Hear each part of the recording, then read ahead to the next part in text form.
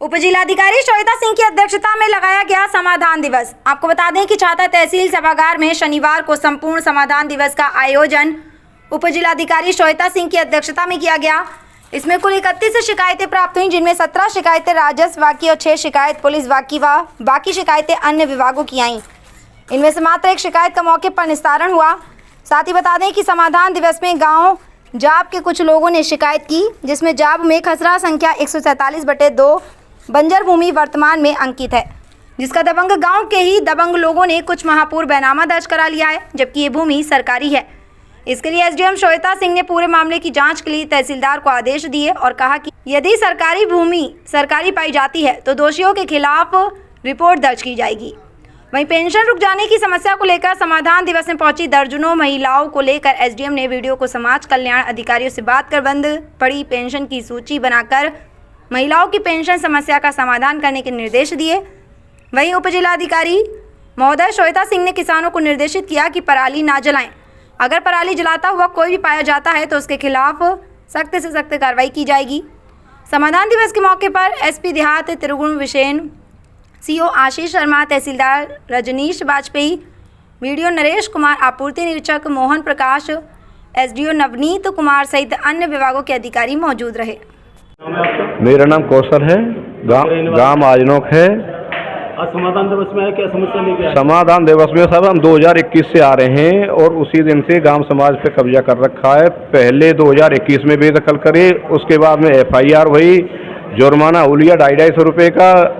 सन 21 में इन पे 67 की कार्रवाई हुई है और इधर में 67 की कार्रवाई को बहानों लगा रखे और वहाँ निर्माण करवा दिया है। प्रशासन सुनने को राजी नहीं है, कोई भी काम करने को अधिकारी राजी नहीं है। बिल्कुल का शिकायत कर चुके हैं? शिकायत तहसील दिवस, ये सारे प्रार्थना पत्र हम पे हैं, ये दिए हुए रिसीविंग है और अब रिसीविंग भी नहीं मिल रही है, ना उनके नेट पे शो कर रहे हैं कोई भी कागजात। जांच आख्या निकली ना रही है नोट वहाँ पे मोबाइल पे वहाँ पे नेट पे। और गोरखपुर भी गए हम, लखनऊ भी गए हम, लेकिन अधिकारी तो वही हैं जो यहाँ काम करना है। उनने गलत रिपोर्ट लगाया कि घर बैठे भेज देते हैं। ये यानी कि अधिकारी कोई भी सही तरीके नहीं जी, मौके पे कोई जाता ही नहीं है। तो हम तो ये है कि मौके पे जाएं, वहाँ वीडियो बनावें और हमारे बयान लिए जाएं वहाँ। और वहाँ किन लोगों ने ये कर रखा है? ये हैं गांव के ठाकुर हैं, एक गैंग बना रखी है। राजवीर पुत्र गोपीचंद, चंचल, गणेश पुत्र देवकरण और पूरन पुत्र भागचंद, रमेश पुत्र पूरन, और ये 11 लोग हैं, कम से कम 10-11। जमीन पर कब्जा है? ये गांव समाज की 235 खसरा नंबर पे कब्जा है इनका, वो 8 डेसिमल जगह है। अब योगी जी के पास गए थे तो योगी जी ने क्या आश्वासन दिया? योगी जी मतलब वहाँ आम जनता से नहीं, वो 50 आदमी जो पहले पहुँच जाते हैं तो मिल जाते हैं और बाकी की जनता तो वहाँ से ऐसे परेशान है कि आ जाए। लेकिन हमने प्रार्थना पत्र में 3 दिन दिए, 3 दिन दिवस लगे हो, वो नहीं मिले। अब वो आगे हैं। वैसे यहाँ पर अधिकारी तो यही है ना, वो ऐसी इनके रट लगा रखी है कि जो फर्जी रिपोर्ट लगाए कि यहाँ से भेज देते हैं मौके पर। अभी कोई आश्वासन नहीं है कि 67 की कार्रवाई चल रही है, ये तो केस है, चलता रहेगा। ये नहीं है जल्दी निस्तारण करके इसको, मेरी साहब केस है तो ये वहाँ निर्माण कैसे करा दिया आपने? केस चल, अधिकारियों से संतुष्ट नहीं है? नहीं जी, कोई भी समाधान दिवस में कुछ नहीं हो रहा है जी, कुछ नहीं। देखो, और कम से कम 10 किलो प्रार्थना पत्र मेरे घर रखे हुए हैं ये। हाँ, क्या नाम है आपका? कमलकांत शर्मा। कहाँ के रहने वाले हो? जाओ। क्या समस्या लेके आए हैं समाधान दिवस में? एक हमारे गांव की मौजा जाब में बंजर भूमि है 147/2 खसरा नंबर, जिसका फर्जी तरीके से दबंग व्यक्तियों द्वारा बैनामा करा लिया गया है।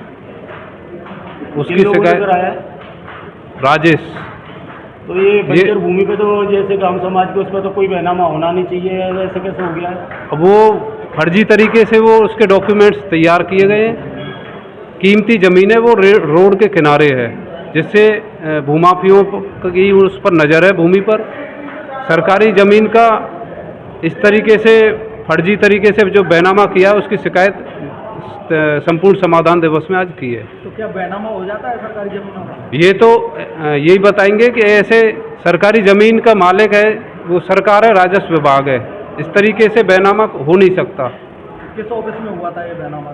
रजिस्ट्रार ऑफिस छाता में हुआ था? छाता में। वो लोग चेक नहीं करते हैं, मना नहीं करते? अब ये तो वही जाने किस तरीके से उन्होंने बैनामा करा दिया है।